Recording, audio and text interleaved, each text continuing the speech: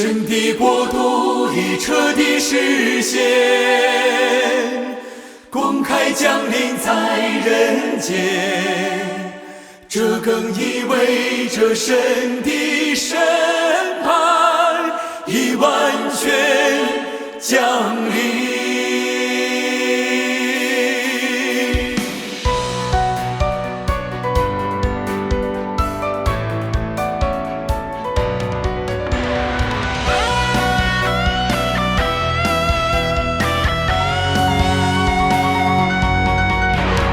所有一切的灾难陆续降下来，各国各方都起灾难，都起灾难。瘟疫、饥荒、水灾、旱灾，地震到处可见。这些已不是一处两处的地方，也不是一天两天可以结束的，而是蔓延地带越来越广，而且灾难越来越大。在这期间，各种虫灾也要陆续发起，人吃人的现象也要到处发生。这些都是神对万国万民的审判。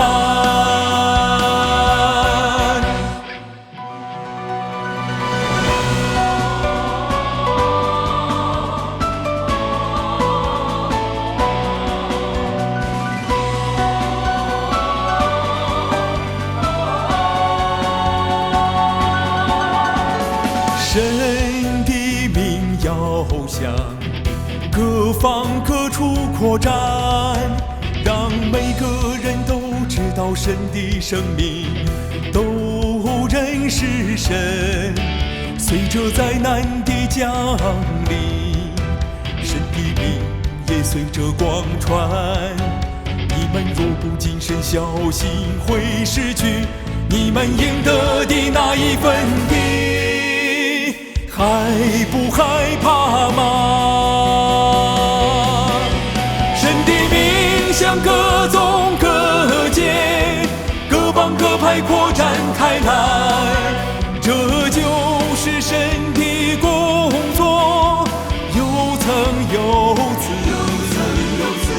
一环紧扣一环，都是神智慧的安排。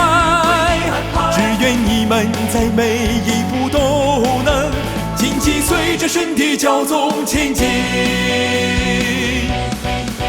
神的名向各宗各界、各邦各派扩展开来，这就是神的工作，有层有次，一环紧扣一环，都是神智慧的安排。只愿你们在每一步都能紧紧随着神的教宗前进，只愿你们在每一步都